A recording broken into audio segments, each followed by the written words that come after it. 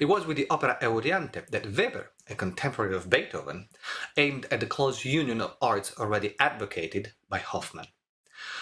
Where in other nations, are the words of Weber himself, everything is sacrificed to momentary sensual joy, Germany intends to create a work of art as a whole, where all the parts come together harmoniously in total beauty. A concept largely inherited by Wagner. Hello everyone, I'm Gianmaria Griglio and I welcome you to a new episode of Conducting Pills. If you're new here, this channel is all about classical music, score analysis and conducting tips. I want to thank all my patrons for making this series possible, and now on with Weber. Weber's name is linked to his operatic trilogy, the Freischütz, Euryanthe and Oberon. In these three operas, Weber paved the way to the new conception of German opera from which the Wagnerian musical drama will derive. We are still in a structure dominated by closed numbers, mind you, arias, duets, tercets, choirs, and so forth. But the idea is to create a superior unity of musical scene, where every aspect, musical, visual, and theatrical, come together in anticipation of Wagner's Gesamtkunstwerk, the universal artwork. The material for the overture comes from the material used throughout the opera.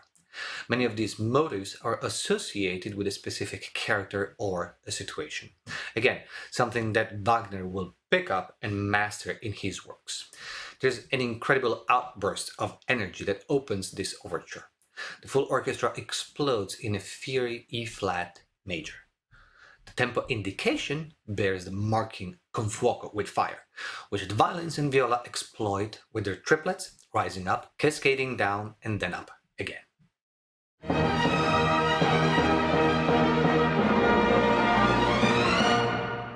The sequence is repeated on the dominant key of B flat,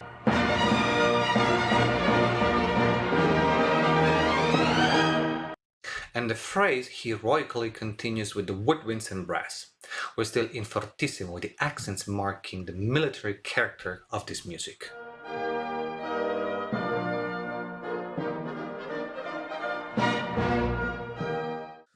The strings join in and take us to the initial fervor. However, it's not a simple repetition. The triplet figures bounce between the violins and the low strings, while the dotted figure we've heard from the woodwinds is reworked into the fabric of the music.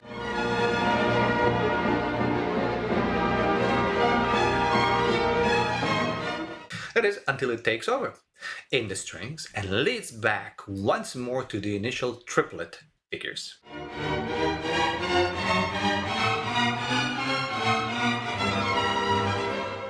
We come to a stop, a complete silence for everyone, half a bar of rest with a hold on top. Weber knows that we need a bit of silence to process and dissipate some of the energy before the next section.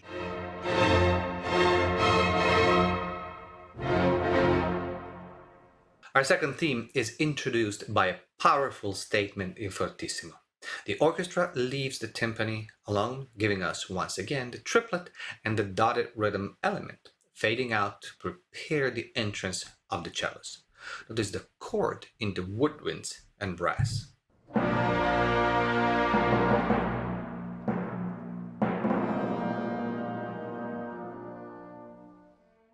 The second theme comes as expected in a different character.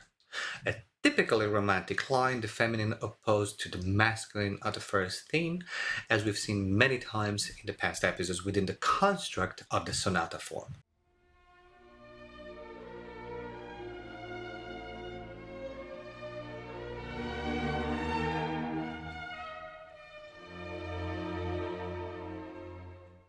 Notice the presence of the dotted rhythm as a connecting element to the previous section.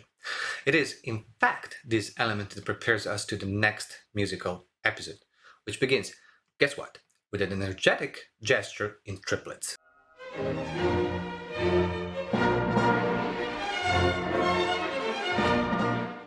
This is basically the coda of our exposition.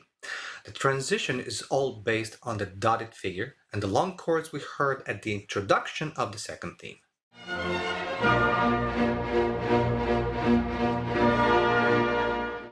Fading out, the chords are stretched while the dotted figure moves from the violins to the violas. It's a moment of great anticipation, dying out in complete silence. Now comes the surprise. What would you expect here? Well, the development, obviously, a rework of the musical material, reaching a powerful climax and leading back to the exposition. And we may get all of that still, but Weber starts out with an unusual largo. 8 solo violins with mute, nobody else in what sounds like a tender prayer.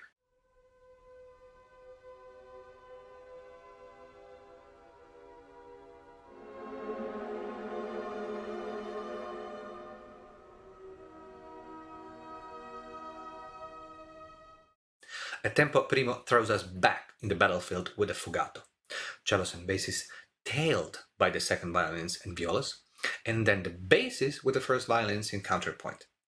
Naturally, the triplets and the dotted rhythm roll.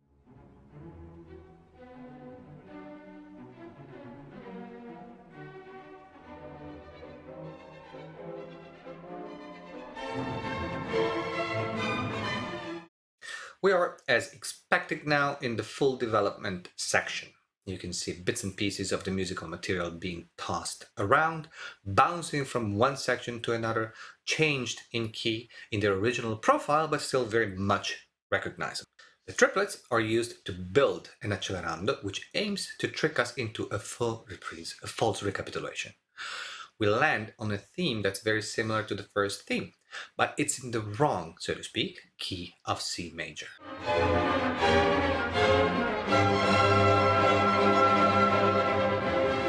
Another anxious moment and the full orchestra B-flat chord on the dotted rhythm, followed by a rising scale in, of course, triplets, leads us to the real recapitulation.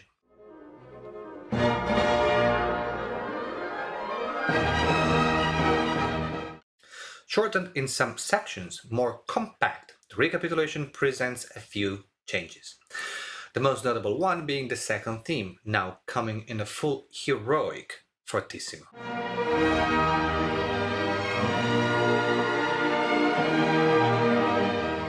While the coda mixes up both triplets and the dotted cell with great energy.